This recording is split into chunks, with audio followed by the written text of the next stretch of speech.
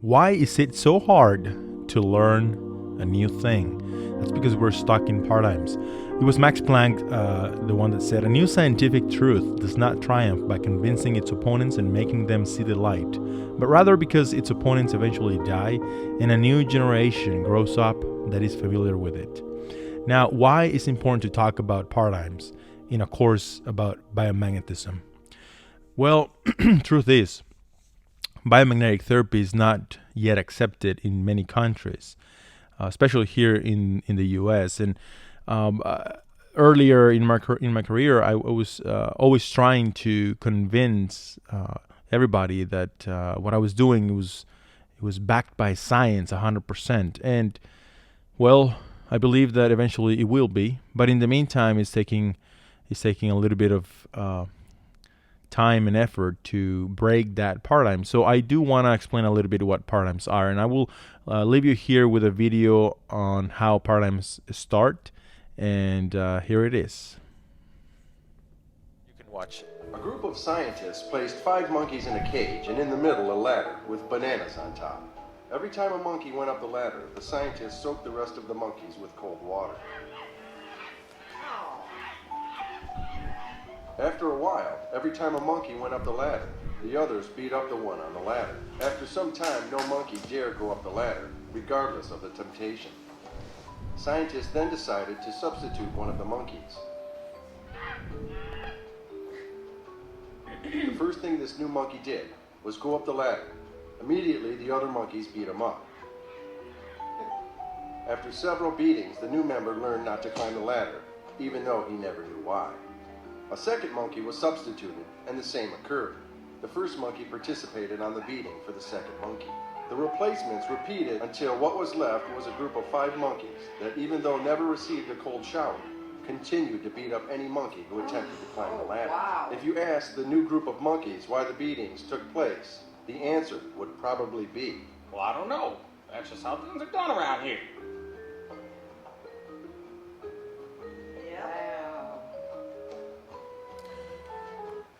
Now, we might say, well, those are monkeys, right? I mean, they're not as smart as we are, and so on and so forth. But in reality, that's actually how all paradigms begin. A certain group of people start to do a certain thing a certain way, and eventually that becomes the norm. And then anybody that wants to break that pattern, well, it's going to have a hard time. And this video is kind of the same thing, but now we will see it with humans. So we will find. So in this experiment, there were some people that were brought into a room to see how compliant they were, and in that room there were 3 actors. They were told to stand up and to sit down every time they heard the bell ring. The rest of the people were not instructed. They didn't know anything about the bell, about anything. They were just seeing the behavior of 3 people, of those 3 actors.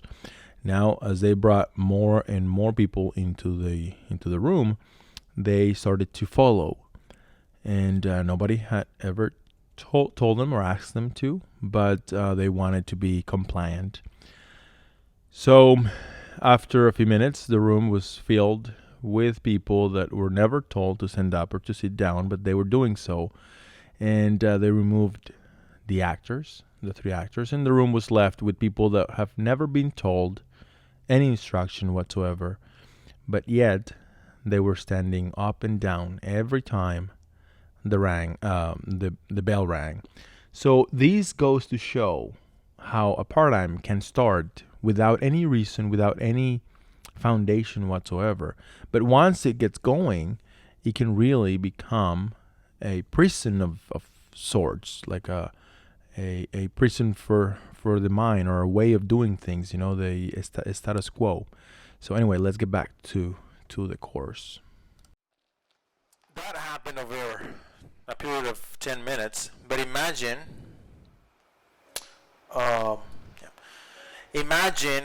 what happens over a period of 100 years or 1,000 years or 5,000 years, right? So we start to generate more and more structure and solidity around a certain ideology.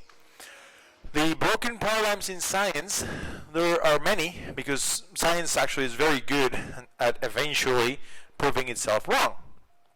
And we can talk about at least these three, one of the most important ones of our times. One is that Newtonian physics was believed to be the like the end of physics. Like, this is it, we have discovered everything, and from now on it's just about fine-tuning, but it's everything, this is it.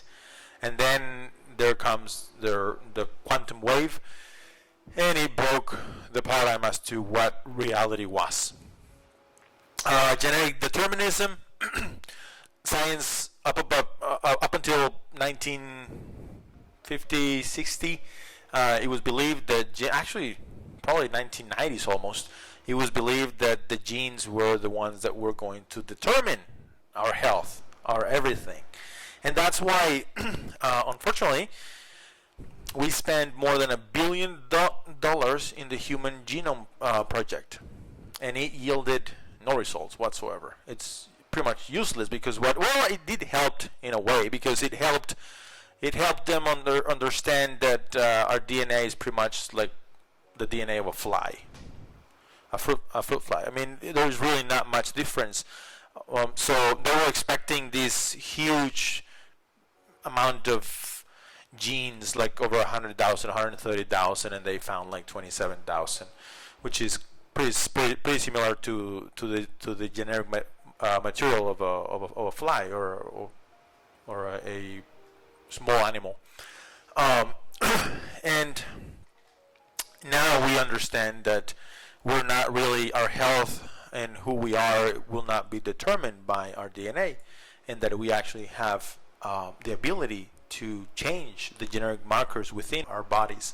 And that's when the world of epigenetics was born. Epi means on top of, or over. So we are over our own genes. We have the power to change our markers. This doesn't mean that we can change our DNA per se, but we can change, if you will, the switches that turn on and off. So if I have, let's say, if this whole room was a blueprint of my DNA, I have activated probably about 8%, maybe 5%, some say up to 30%, but it's more like 3 or 4%, and this is my active space. And all of that is the ability that I can have if I turn on those markers. So the world of epigenetics, you can read Dr. Bruce Lipton. He's one of the top in that field. And remind me on Sunday to give you a list of books that go with this course. And then we have the belief that our brain was set, and that part of the brain was going to do something, and the other part was going to do something else. And if I lose a certain part of the brain, I was going to lose that particular motion or ability. And then around 1960 something, 1967, 1970, it started to change.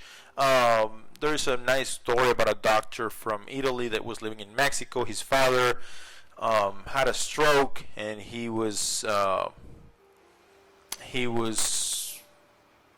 immobile on most of his body. I think quadriplegic. I'm not really sure. I don't remember well, but he started through therapy and rehabilitation. He was able to help his father rewire his brain so that he could actually end up moving. And anyways, I'll give you the book. But now neuroplasticity has taught us that we can change our brain. So those are just a few examples of the paradigms in science that have been broken.